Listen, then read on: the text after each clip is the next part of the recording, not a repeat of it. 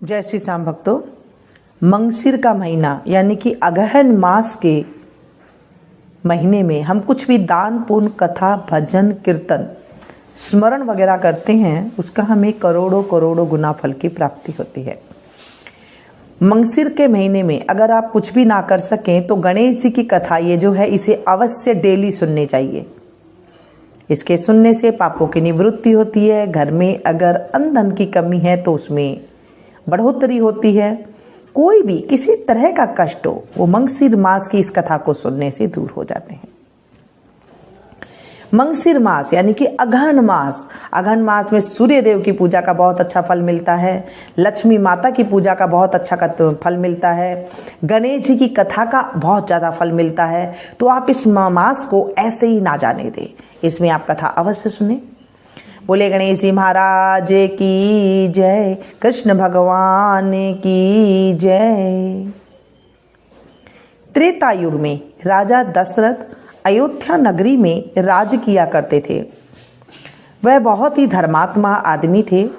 एक बार वह शिकार खेलने गए तो उनके शब्द वेदी बाण से एक ऋषि पुत्र अचेत हो गया। वह अपने अंधे माता पिता के लिए सरयू नदी से पानी भर रहा था। लड़के का नाम श्रवण कुमार था, जो अपने अंधे माता पिता को कावड़ में बिठाकर तीर्थ यात्रा के लिए निकला था। राजा दशरथ ने जब आकर देखा तो पता चला कि उनका बाण श्रवण को लग गया था। उसने राजा दशरथ को देख अपने माता पिता को पानी पिलाने के लिए कहा और उसके बाद उसके प्राण निकल गए। राजा ने श्रवण के माता पिता को पानी पिला दिया और इसके बाद सारी बात बता दी कि अनजाने में श्रवण की मृत्यु हो गई है। सारी बात जानने के बाद उन अंधे माता पिता ने राजा दशरथ को श्राप दिया कि जैसे हम अपने पुत्र के वियोग में तड़प रहे हैं वैसे ही एक दिन तुम भी तड़पोगे और तुम्हारी मृत्यु भी ऐसे ही पुत्र वियोग में होगी। राजा ने पुत्र प्राप्ति के लिए यज्ञ किया तो पुत्र रूप में रामचंद्र जी की प्राप्ति हुई। लेकिन कुछ साल बाद रामचंद्र जी सीता माता व लक्ष्मण के साथ 14 वर्ष के लिए वनवास को चले गए। वनवास के समय ही रावण सीता का हरण कर लंका ले जाता है और उन्हें अशोक वाटिका में रखता है। सीता हरण के समय जटायु रावण से युद्ध करते हुए मारा जाता है और जटायु का भाई संपत्ति पता लगाता है कि सीता को रावण ने कहां रखा हुआ है। संपत्ति कहता है कि यदि हनुमान जी गणेश जी की कृपा प्राप्त कर लेते हैं तो वह सीता का पता करके लंका जा सकते हैं।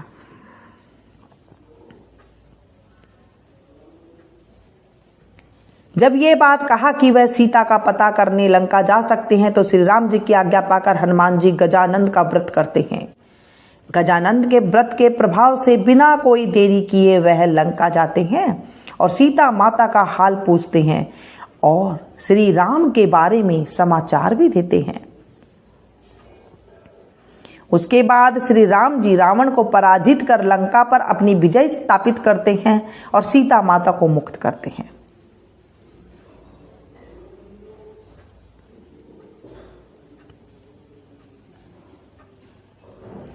बोले विष्णु भगवान की जय। इस माह में मंगसिर माह का महत्तम सुनना चाहिए। इस कहानी को डेली सुननी चाहिए। गंगा जी में स्नान के बाद ब्राह्मण को जिमाना चाहिए, दान करना चाहिए। हवन आदि भी इस समय करना शुभ रहता है। भगवान की पूजा कर दिया जलाते रहना चाहिए। इस समय अगर किसी की सामर्थ्य हो तो भगवान के 56 भोग भी लगा सकते हैं। इस महीने में भागवत भी कराई जा सकती है। अब आपने देखा होगा कि हर जगह भागवत होने लग गई है। अगर आप गंगा जी नहीं जा सकते हैं तो घर के जल में पहले एक बाल्टी को साफ सुथरा करके उसमें थोड़ा सा गंगा जल डालें और उसके बाद पानी भर के स्नान कर लेना चाहिए। हे गणेश जी महाराज, इस कथा को जो सुने सुनाए हुंकारा भरे उनके जीवन से भी कष्ट की निवृत्ति करना। बोलिए गणेश जी महाराज की जय। मार्गशीर्ष मास में कृष्ण पक्ष की अष्टमी को भैरव जयंती भी मनाई जाती है और इसे कालाष्टमी के नाम से भी जाना जाता है। अष्टमी तिथि को भैरव जी का जन्म हुआ था तो इसे भैरव जयंती कहते हैं।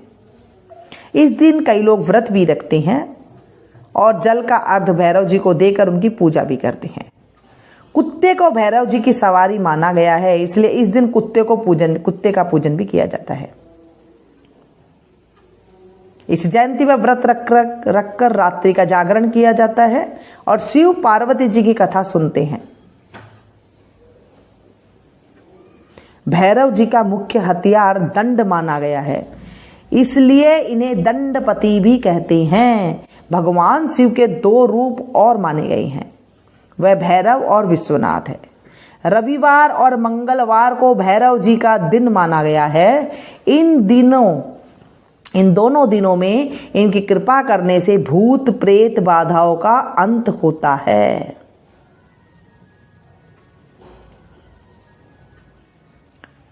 एक बार की बात है कि ब्रह्मा जी व विष्णु जी में विवाद हो जाता है कि विश्व का धरणहार और परम तत्व कौन है। इस विवाद का कोई हल नहीं निकला तो महर्षियों को हल के लिए बुलाया गया। महर्षियों ने अपना मत बताया कि परम तत्व कोई अव्यक्त सत्ता है। ब्रह्मा और विष्णु जी उसी विभूति से बने हैं। विष्णु जी तो महर्षियों की बात मान लेते हैं, लेकिन ब्रह्मा जी उनकी बात से सहमत नहीं हुए क्योंकि वे स्वयं को ही परम तत्व मानते थे। परम तत्व की अवज्ञा करना बहुत बड़ा अपराध था। इस अपराध के फल देने के लिए शिवजी ने तत्काल भैरव का रूप धारण करके अष्टमी के दिन ब्रह्मा जी का गर्भ चूर कर दिया। उसी दिन से इस दिन को भैरव अष्टमी कहा जाता है। मंगशिर के महीने में मंगशी की कृष्ण नवमी को रानी सती जी का जन्म हुआ था। इस दिन रानी सती के मंदिर में जाकर सती माता की भली प्रकार से सभी प्रकार की सामग्रियों से पूजन करना चाहिए। इस दिन उद्यापन भी किया जाता है। भक्ति तथा श्रद्धा भाव से पूजन करना चाहिए। और इस महीने में दत्तात्रेय जयंती भी आती है।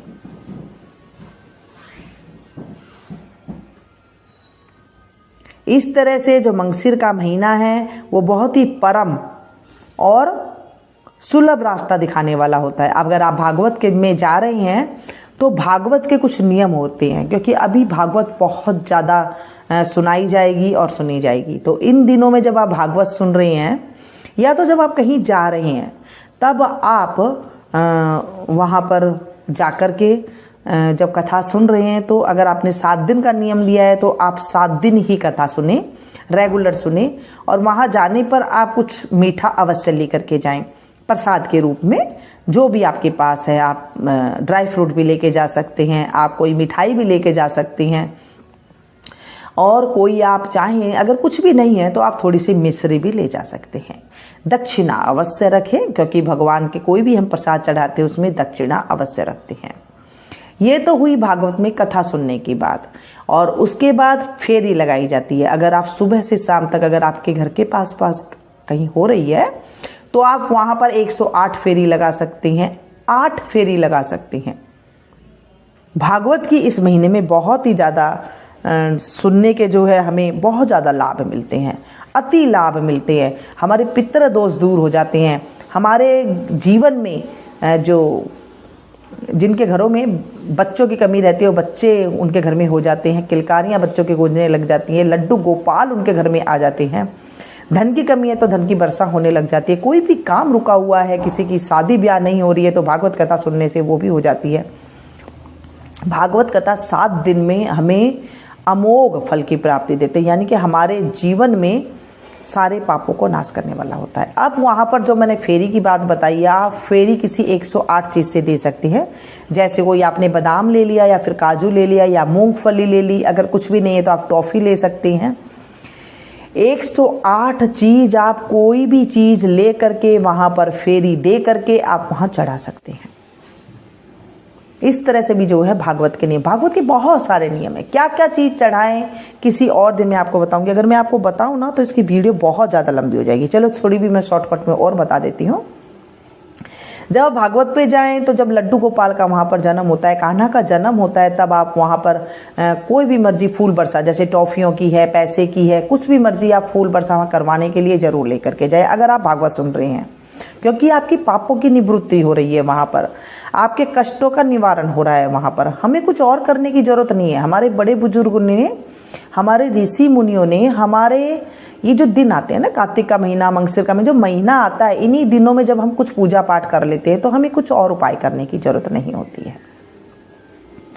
तो आप उस दिन वो लेकर के, जब विवाह का दिन आता है तो आप विवाह के दिन साड़ी और 16 तरह की जो होता है ना सुहाग की सामग्री, 16 श्रृंगार, तो आप वहां पर 18 श्रृंगार चढ़ाए, क्योंकि 18 श्रृंगार की मान्यता ज्यादा होती है। अब आप कहेंगे हमने तो 16 सुना है, लेकिन अगर आप शास्त्रों के अनुसार देखें तो 18 कही गई है, आप 16 भी चढ़ा सकती हैं। 16 में आप कोई भी चीज ले सकती हैं। साड़ी है, ब्लाउज है, टीकी है, बिंदी है, लिपस्टिक है, पाउडर है, जो भी चीज हो, तेल है, कंघा है, सब चीज मिला करके आपको 16 चीज या 18 चीज आपको कर देनी है। और वहां पर जो है वो जरूर चढ़ाएं, साथ में दक्षिणा अवश्य दें। ये होता है इनका नियम। और जो कथावाचक होते हैं, जो कथा सुनाते हैं, जो वहां पर बैठते हैं, उनको भोजन की अगर आप व्यवस्था कर सके तो आप उसमें थोड़ा सा सहयोग अवश्य दें। ये थोड़े से नियम होते हैं, जिन नियमों को अगर हम थोड़ा सा फॉलो कर लेते हैं तो हमें पुण्य तो मिलता ही मिलता है, लेकिन रास्ता हमें दिखाई दे देता है कि हमें कहाँ से, रास्ते से कैसे हमें पार होना है। ये भागवत की महिमा है। तो अगर आपके आसपास कहीं भागवत हो रही है तो आप इस तरह से करिए। अगर आप कहते हैं कि हमारे आसपास कुछ हो नहीं रही है, कैसे करेंगे, जैसे टीवी वगैरह आप देखते हैं और वहां पर भी आप भागवत रेगुलर सुन रहे हैं, क्योंकि 2 से लेके 5 बजे तक या फिर 3 से लेके 6 बजे तक ऐसे कथा सुनाते हैं, लाइव आती होती है, तो आप वहां पर भी सुन सकते हैं। सुनने पर आप वो चीजें हाथ में दक्षिणा लेकर के या फिर कोई चीज अगर आप देना चाहते हैं तो उन चीजों को आप रख लें, और रखने के बाद जो है फिर आप वो कहीं पर मंदिर में दान दे सकते हैं। ऐसे नियम होता है। और भागवत जी पे दीपक भी जलाया जाता है, तो आप शाम को दीपक अवश्य जला करके आए अगर आपके आसपास कहीं भागवत हो रही है तो। ऐसे नियम है। इन नियमों को जब आप फॉलो करते हैं, वैसे तो काफी सारे नियम होते हैं, लेकिन जो थोड़े थोड़े से नियम है, जो हमारे घर गृहस्थी में जो नियम अपनाए जाते हैं, वो थोड़े बहुत जो नियम होते हैं उन्हें अपनाने से हमारे जो घर में हमारे बच्चे हैं तो उनमें विद्या की बढ़ोतरी होती है, उनमें ज्ञान आता है, घर में कलेश का निवारण होता है। ये भागवत सुनने से महिमा होती है। तो आप इन महीने में, इस महीने में आप मंगसिर के महीने में जो भी कर सकते हैं वो आपको बहुत ज़्यादा मतलब भगवान के पास जोड़ने का भी एक रास्ता है। और आपको क्या जानने की इच्छा है आप जरूर आगे बताइएगा, मैं आपको उसके बारे में बताऊंगी। मंगसिर की पूर्णो आती है, उसमें भी बहुत ज़्यादा जो है किया जाता है, वो मैं आपको बाद में बताऊंगी। और अब जो मैंने आपको बताया है कि ये जो मंगसिर के महीने में ये कथा है, ये आप आज से ही सुन सकते हैं। इसे सुनने से हमारे जीवन में कष्टों का निवारण होता है। मिलती हूँ फिर से एक नई वीडियो में नई जानकारी के साथ। Thank you. जय श्री श्याम भक्तों।